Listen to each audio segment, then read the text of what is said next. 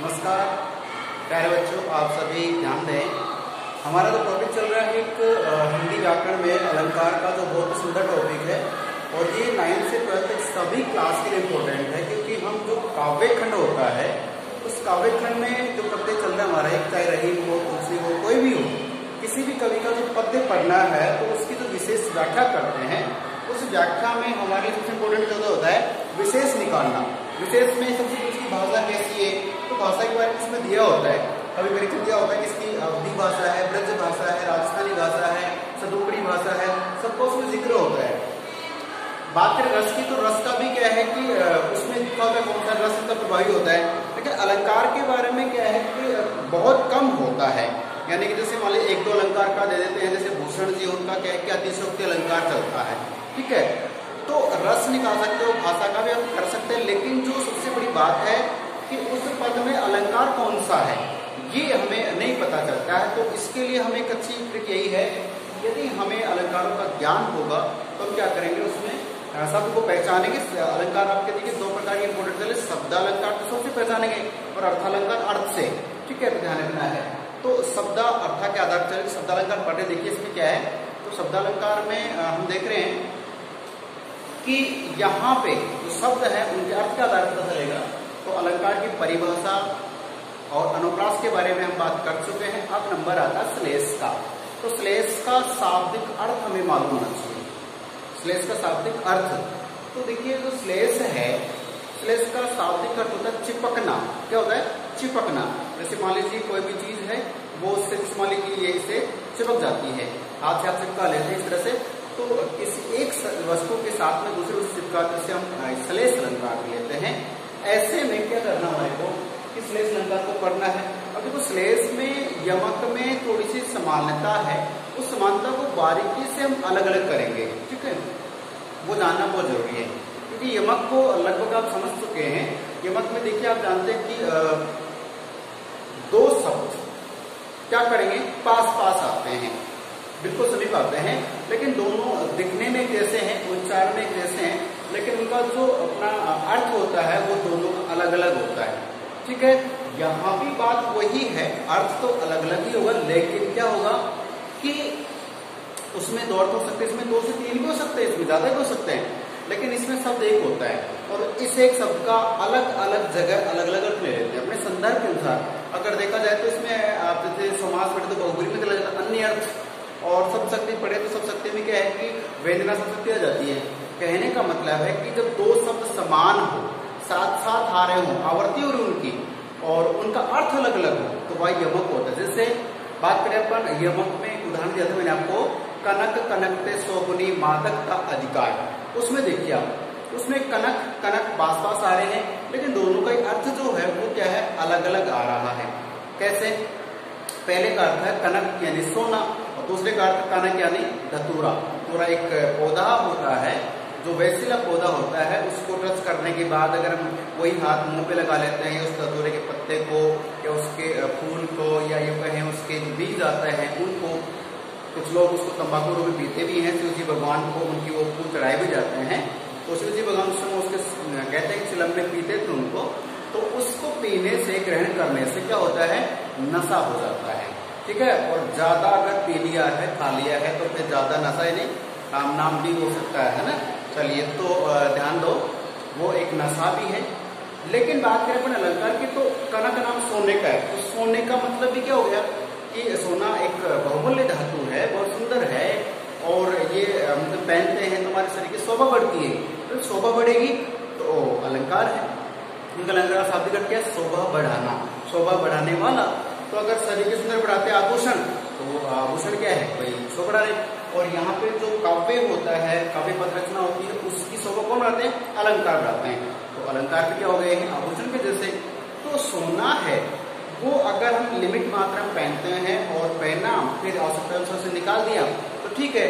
कुछ व्यक्ति के पास बहुत ज्यादा सोना होता है, तो उन्हें उस सोने को प्राप्त करने से, पा लेने से घमंड हो जाता है, मतलब नशा हो जाता है कि मेरे पास सोना बहुत है, सोना है, तब उसकी वजह से होता है ना चांद चांदी, सोने वाली चांद चांदी कहने मतलब बहुत अच्छा समय उसका है, तो नशा हो जाता है। तो नशा सोना भी है और नशा धतूरा भी। लेकिन देखिए कि जो बात करें हम कि जो नशा है वो तो दोनों का ठीक है, लेकिन कनक एक तो धतूरा और एक सोना। बात ये है शब्द समान है, दिखने में समान है, उच्चारण समान, लेकिन जो अर्थ है वो दोनों का अलग अलग है।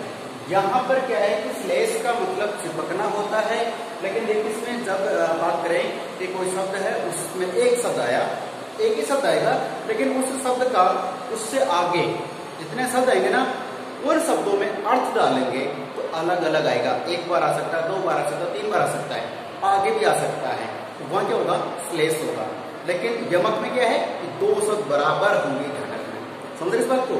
अब डाउट्स क्लियर हो गए यमक और श्लेष का। अब चलते हैं इसमें श्लेष में। तो श्लेष की सबसे पहले बात करें अपनी परिभाषा की, क्योंकि अगर 12वीं क्लास की बात करें 2 नंबर का है, 11वीं में भी 2 से 3 का हो सकता है, 10वीं में ज्यादा का है, 9th में भी है। तो ऐसे क्या करें कि देखिए परिभाषा इंपॉर्टेंट है कि परिभाषा पेपर में आती है कि श्लेष अलंकार से आप क्या समझते हैं, परिभाषा और उदाहरण दीजिए, ध्यान दें। श्लेष का चिपकना, चमकना नहीं, चिपकना, ठीक है। अब देखिए कि जब वाक्यों में कोई भी वाक्य है, कोई भी शब्द है, उनमें क्या हो, एक शब्द के केवल एक ही बार आए और उस शब्द के 2 या 2 से अधिक अर्थ निकले तब वहां श्लेष अलंकार होता है। बातें वही है कि जब कोई वाक्य है उस वाक्य में कोई शब्द एक बार आ रहा है, कितनी बार आ रहा है, एक शब्द केवल एक, ये ध्यान रखना कि एक बार ही आता है, लेकिन उस शब्द के 2 अर्थ निकल जाए, 3 अर्थ निकल जाए, 4 अर्थ निकल जाए, कोई पता नहीं, उस पूरे वाक्य पे, उस संदर्भ पे निर्भर करता है।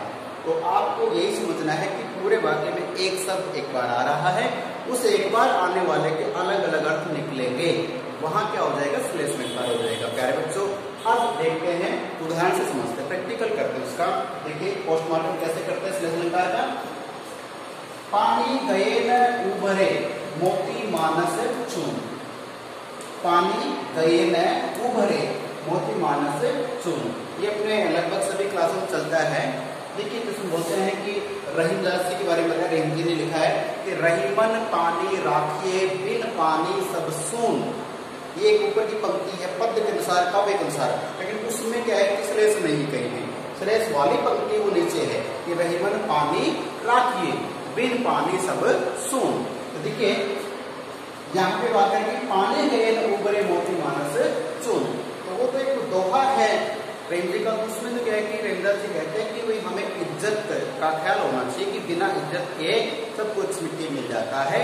यहाँ देखिए अलंकार श्लेष कैसे बनता है, पानी गए न उभरे, यहाँ तक बात करें पानी का मतलब जल से लेते हैं, ठीक है, कि पानी यानी जल जो है गए यानी चला गया, खत्म हो गया, बीत गया, तो न उभरे, न उभरे की वापस नहीं उठता है, प्रोग्रेस से कोई प्रगति नहीं कर पाता है, अपनी वास्तविकता प्रदर्शित नहीं कर सकता है। कब, जब किसी का पानी समाप्त हो जाता है तब। तो पानी का अर्थ यहाँ जल नहीं है, लेकिन इसको यहाँ यहाँ यहाँ पे क्या अर्थ लेते हैं वो देखने वाली बात है कि देखो पानी को अगर मोती से जोड़ के देखते हैं तो मोती अगर सीपी समुद्र आप देखते हैं ना, एक आपने और भी सुना होगा स्वाति नक्षत्र एक बूंद तकली वाला, मैंने बताया था आपको, उसमें भी तो सीपी होता है, एक पत्थर नुमा आकृति, वो समुद्री झाग से पत्थर बने होते हैं, वो स्पेशल पत्थर होते हैं, उनमें जो सीपी होता है अंदर बात करें तो उस सीपी के अंदर क्या है कि जो स्वाति नक्षत्र में बरसात की जो बूंद गिरती है वो बूंद अगर सीपी के उस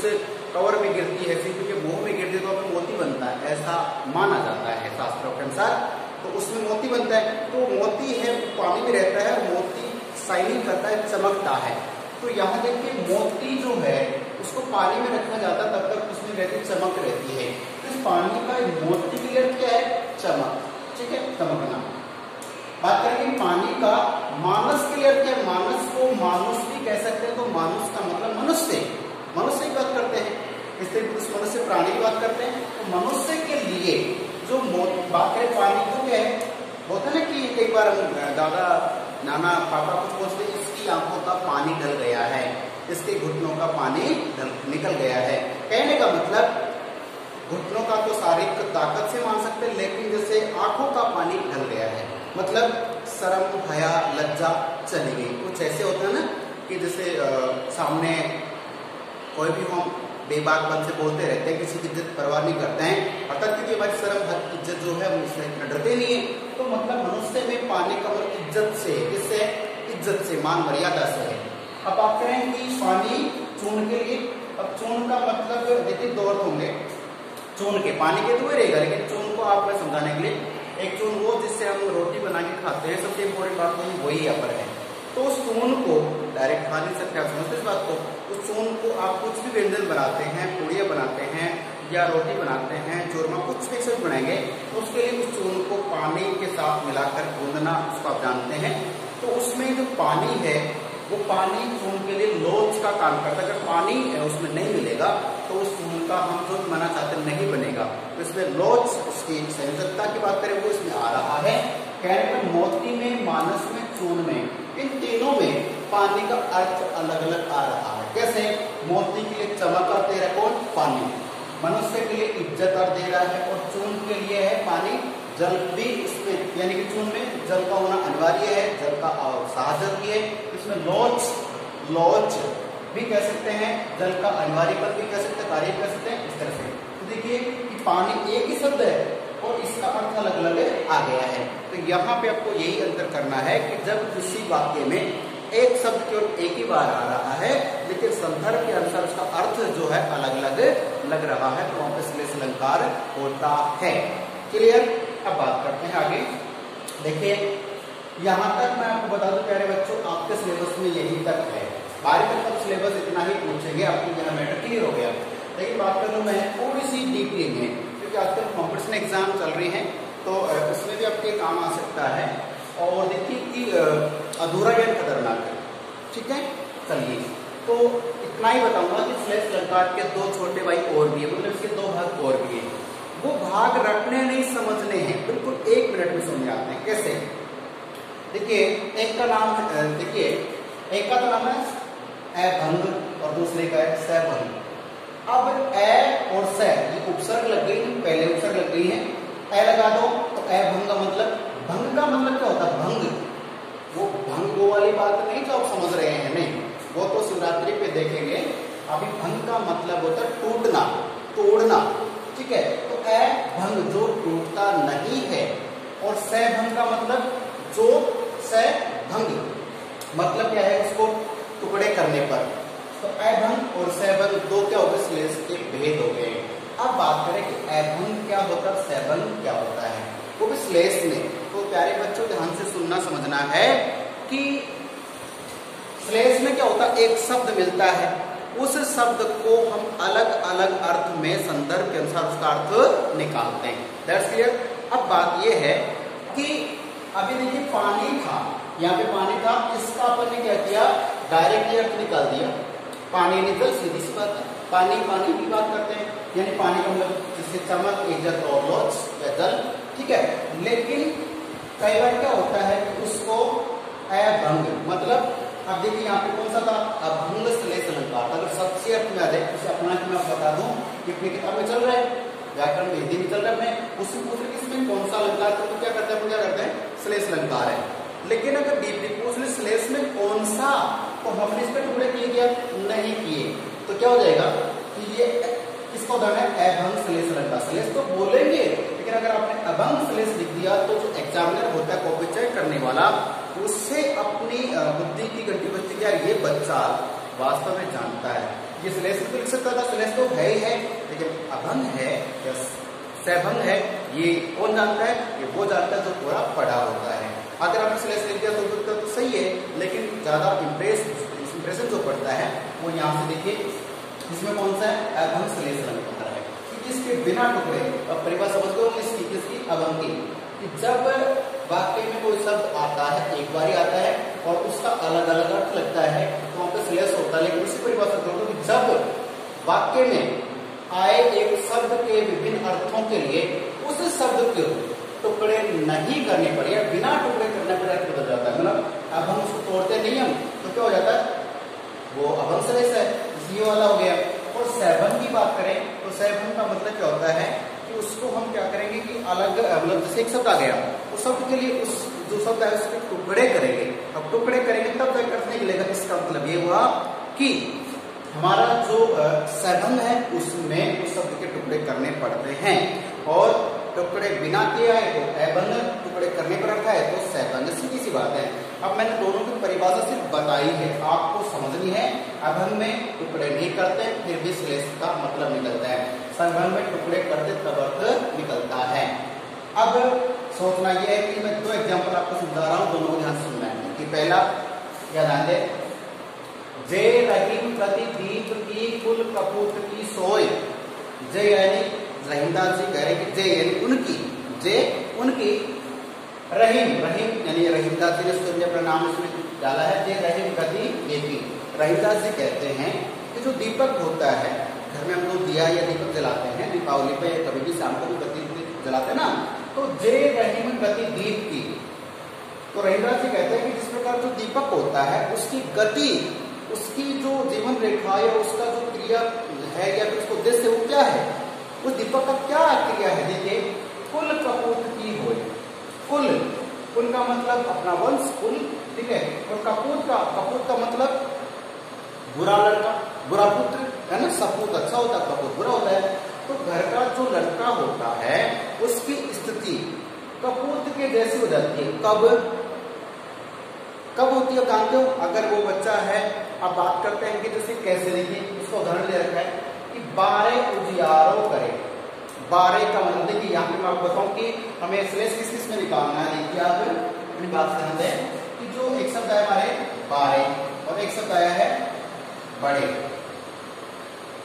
ऐसा नहीं कि शब्द एक ही हो और अलग अलग। या देखिए यहाँ इसका अर्थ अलग है और इसका अर्थ अलग है। देखिए बारे यानी 2 अर्थ ले रहे हैं। देखो बात क्या है, शब्द एक आ रहा है, अर्थ अलग अलग होंगे। बारे का अर्थ क्या है, बाढ़ लगाने से भी ले सकते हैं, जलाने से भी ले सकते हैं, ठीक है ना। चलिए, तो बारे उजियारे करें कि यदि आपने घर में दीपक जलाया है, दीपक जलाते क्या होगा, उस पूरे घर में उजियाला हो जाएगा, रोशनी हो जाएगी, प्रकाशमान हो जाएगा, पूरा कमरा जगमग जगमग करेगा। क्यों? क्योंकि दीपक जल गया है। दीपक को प्रज्वलित करने पे, दीपक को जलाने पे पूरा घर क्या होता है, उजियारा करे यानी कि जल जाता है। चलिए, बड़े बड़े अंधेरो होय। अब बड़े का मतलब बुझा देना, ठीक है। तो इस बारे के अलग अलग अर्थ होते हैं, ठीक है, ध्यान रखना। तो अलग अलग अर्थ था इसलिए श्लेष हो गया। अब बड़े का मतलब उसे, अब बड़े बड़े बड़ा भी हो सकता है, उम्र में, हाइट में, है ना, और योग्यता में। बड़ा छोटा, तो बड़ा छोटा भी इसमें अर्थ आ रहा है। प्लस छोटा तो क्या, लेकिन बड़ा आ रहा है, बड़ा के बड़े, बड़े लोग, बड़े बच्चे, बड़े जो भी है। बात करें कि जैसे बड़े के अलावा इसमें क्या है, इसका यहाँ पे क्या आ रहा है, यहाँ पे कह रहे हैं हम बड़े नहीं, बंद होना, बुझा देना। तो दीपक जला बारे, ठीक है, और दीपक बुझना या दीपक को भाई बंद कर देना। तो अगर दीपक जलाएंगे तब तो उजियारा हो जाएगा, और दीपक को बुझा देंगे तो हो जाएगा, अंधेरा हो जाएगा। तो इसके भी अलग अलग अर्थ है, इसके भी अलग अलग अर्थ है। तो यहाँ पे अलग अलग ढूंढने में तो क्या आ रहा हमारे को कि श्लेष का अलंकार, इसमें श्लेष हो गया। अब बात करते हैं इसमें तो कौन सा हमारा वो अभंग है, इसको हमने टुकड़े नहीं किए, इसके शब्द जो के क्यों है, तो ये श्लेष का कौन सा अभंग श्लेष अलंकार है, समझ रहे हैं। अब बात करते हैं दूसरे की, कि देखिए ये आपको बता दो 12वीं क्लास की पुस्तक में है, उदाहरण बिल्कुल साफ साफ दे रखा है। तो पूरा एक पद है बिहारी जी का, लेकिन ध्यान रखना, अजो तरण्यो ही रहियो श्रुति सेवक एक रंग। बात करें, देखिए अजो, अजो तरण्यो ही रहियो, कि वो समय के हिसाब से। अब यहाँ बात अपने जो है वो क्या है, वो तो आपको मैं बता सकता था पहले। तरण्यो, तरियोना, तरणो, शॉर्ट में तरणो बोलते हैं, तरियोना जो शब्द है, इसमें आपको अलंकार निकालना। वैसे अब इसको डायरेक्ट इसका अर्थ लेते हैं, ध्यान से सुनना, बहुत डीपली पॉइंट है सभी के लिए, कि तरणों का अगर इस पंक्ति के द्वारा अर्थ लेते हैं तो अज आज तक अद्यतन, आज तक तरणों ही रहियो। अब तरणों का मतलब होता है कर्णफूल। कौन सा फूल? कर्णफूल। कान में पहने जाने वाला एक आभूषण का नाम कर्णफूल है। तो उसे अपनी तत्सम भाषा में आते हिंदी में तरणी, कर्ण का शाब्दिक अर्थ कर्णफूल हो गया, समझ गए। तो इसका सीधा अर्थ क्या है, तरणो, मतलब कर्णफूल है। ही रहियो श्रुति सेवक एक इंग की बात, इंग का मतलब अंग से लेंगे, श्रुति यानी सुनने के लिए, सेवक एक दास होने की एक अंग, अर्थात जो कर्णफूल कान में रहता है और प्रभु के कान की बताया कि प्रभु के कान में भगवान श्री कृष्ण की कुंडल मान लीजिए, वो क्या करते हैं, जो तरणव है कर्णपूल है, देखिए सुंदरी का वो कान का है, वो सुनता रहता है, सारी ज्ञान की बातें इधर से पास होते हैं ना, तो सुनता रहता है। लेकिन इस बेचारे क्या है, करुणा। अब देखिए इसका दूसरा अर्थ भी लेंगे, लेकिन दूसरा अर्थ कब लेंगे, जब इसके टुकड़े करोगे आप। क्या मतलब, देखिए पूरे का मतलब कर्णपूल है, बस कहानी खत्म। लेकिन अब इसका टुकड़ा करेंगे, अगर अच्छा एक अर्थ निकला तो मतलब क्या श्लेष का हुआ नहीं ना, इसका मतलब इसके दो अर्थ निकलने चाहिए। अब दूसरा अर्थ निकले, टुकड़े करो, टुकड़े क्या करेंगे, देखिए यहाँ पे एक बार तरियो ना, तो तरियो की बात कर रहे हैं, जिसमें तरियो की बात कर रहे हैं, तो तरियो से लिखे हमने तरियो ना। अब तरियो का मतलब क्या होता है, जो तरा नहीं, और तरना तैरना होता है। लेकिन यहाँ पे जो कई बार आप शैली की भाषा जानते हैं कि बहुसागर, इस संसार को एक समुद्र की संज्ञा दी गई, एक सागर की संज्ञा दी गई है, और इसमें आप हम सब अपने क्रियाकलाप में लीन हैं और क्या करना चाहते हैं, किनारे पे लगना चाहते हैं। किनारा मतलब इस बहुसागर से पार जाना है अपने अच्छे कर्मों के माध्यम से। तो भगवान हमारे को इस किनारे से उस किनारे तक ले जाता है ना। तो तरियो ना अर्थात जो तरा नहीं है वो निकृष्ट जीव कहलाता है, बुरा जीव कहलाता है, उसका जीवन व्यर्थ चला जाता है। तो अगर तरियो को अलग लेंगे और ना को अलग लेंगे, मतलब तरियो ना शब्द के टुकड़े कर दिए, क्या करते इसको हमने भंग कर दिया, भंग कर दिया, तोड़ दिया। तो यहाँ पे श्लेष अलंकार का उदाहरण दूसरा वाला, समझे इस बात को, इसको तोड़ा तब क्या निकला, निकृष्ट जीव। अर्थात ध्यान रखना, जब ये दोहा पढ़ते हैं तो इसमें कहा जाता है कि एक कान का कर्णपूल होता है, इसको तरणा कहते हैं, तरियोना। और कल जो होने वाले एग्जाम है, आपको बता दूं मैं, जो 12th वाले उनकी जो एग्जाम होने वाले, उसमें इस अलंकार में से इसका अर्थ आपको किसी क्वेश्चन मिल सकता है। ध्यान से पढ़ना, तरणा का कान का आभूषण या कर्णपूल भी हो सकता है, सभी क्या सकता है। तो अजो को आज तक और कर्णपूल तरणा मतलब देखिए इसमें अजो तरणा। तो अगर सीधा अर्थ इस पर कर्णपूल हो गया, लेकिन टुकड़े करोगे तो इसका अर्थ हो गया जो आज तक तरा नहीं है, था जिसका वह जीवन सफल नहीं हुआ, तो यहाँ पे दो अर्थ हो गए। लेकिन दूसरा अर्थ कब निकला, टुकड़े करने पर, और टुकड़े करेंगे तो क्या हो जाएगा, वो सभंग श्लेष अलंकार कहलाएगा। अगर आपको समझ में आ गया है तो इस वीडियो को एक बार पुनः चलाकर देखना है, ताकि आपका ये जो पढ़ा हुआ ज्ञान है फिक्स हो जाए, रटने की आवश्यकता ना पड़े। श्लेष अलंकार का अर्थ बता दिया है, उदाहरण से समझा भी दिया है। उसके दो भेद होते हैं, एक तो अभंग श्लेष कह दो, दूसरा सभंग श्लेष कह दीजिए, या भंग श्लेष भी हो सकता है। तो सभंग उस भंगी तो है। अब बात कर लेते हैं कि इसमें सीधा अर्थ आ गया था। देखिए यहाँ पे बारे का मतलब जलाने से, भाई दो तीन अर्थ तो निकलने चाहिए, इसके बिना कुछ किए, इसे तोड़ नहीं कर रहे हम, जैसे उपसर्ग क्रिया डाले या संधि नहीं कर, तो देखिए इसमें बारे में बाढ़ से भी होता है, जो बाढ़ होती है ना, चाहे जो लोहे की या जो भी लकड़ी की लगाते हैं, बाढ़ भी हो सकती है। तो बारे को जलाने से, तो यहाँ पे देखिए बूढ़े यानी बड़े यानी बड़े भी होते हैं, और यहाँ बड़े का मतलब के लिए हमने बुझाने से। तो दीपक जलता है तो आप जानते हो कि सबको रोशनी देता है। उसी प्रकार आपको बता दूं वाक्य का कि ड्राइंगर जी कहते हैं कि जो कपूत है ना, कपूत वो दीपक की तरह है, जब दीपक जलता है सबको लगता है भाई रोशनी हो गई। ऐसे ही जब बच्चा घर में जन्म लेता है ना, तो सब थाने बजाते हैं, कुर्सियाँ मतलब बांटते हैं किसी को, ये मिठाई बांटते हैं बच्चे जन्म पे। लेकिन वही बच्चा धीरे धीरे बड़ा होता है, बड़ा होने के बाद में कभी किसी के क्रिकेट खेलता हो घर की विंडो कांच तोड़ दिया है, या किसी को वैसे परेशान कर दिया, गाली गलौज कर दिया, या कोई और लाइन में चला गया, तो सभी घरों से वहाँ उस घर में क्या है कि उल्हाने आते हैं, कमेंट आते हैं कि आपका लड़का ऐसा है वैसा है। तो हम लड़के को पूछते हैं कि तू पैदा तो हुआ लेकिन भाई हमें गालियाँ सुनाने के लिए। तो ऐसे क्या हुआ है, कपूत हो गया। तो जैसे दीपक जलता है तब तो रोशनी, लेकिन बुझ जाता तब क्या धुआं छोड़ता है या अंधेरा हो जाता है। तो यानी कि जो कुल का दीपक है, यानी कुल का जो भाई वंश लाने वाला लड़का होता है, वो क्या करता है, शुरू में तो क्या अच्छा ही दिखता है, लेकिन बाद में क्या होता है, कपूत की संज्ञा में आ जाता है, बुराई का प्रतीक बन जाता है।